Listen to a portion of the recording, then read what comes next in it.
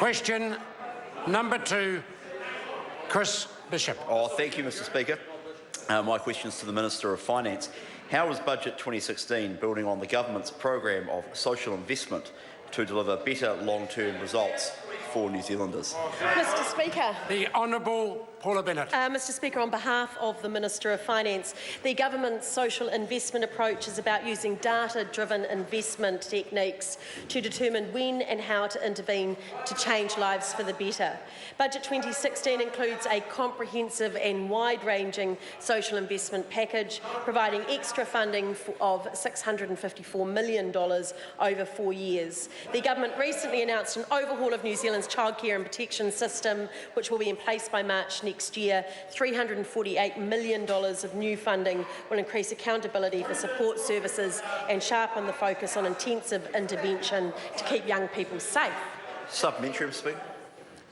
Supplementary question, Chris Bishop. Thank you, Mr Speaker. How will the social investment package help young beneficiaries transition to more productive, independent lives? Well, Mr Speaker. The Honourable Paula Bennett. On behalf of the Minister, the social investment package provides $61 million to extend the youth service to 19-year-old parents and to 18 and 19-year-old beneficiaries at risk of long-term welfare dependency. If we do not take action, the average 19-year-old sole parent will spend the next 18 years on a benefit and cost the taxpayer over $400,000, Mr Speaker. Mr Speaker, good news for the House is that the number... Order. The question's been asked. I will not put up with continual barrage from my left-hand side. If it happens again, I may be asking somebody to leave.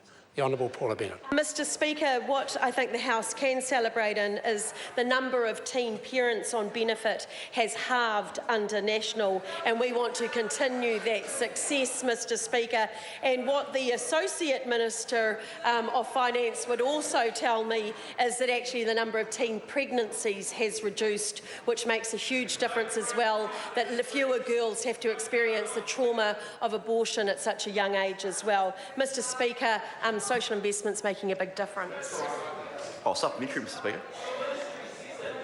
Supplementary question, Chris Bishop. Thank you, Mr Speaker. How is the social investment approach improving the provision of education in New Zealand? Mr Speaker, on behalf of the Minister, Budget 2016 targets an extra $43 million for schools with students most at risk of not achieving.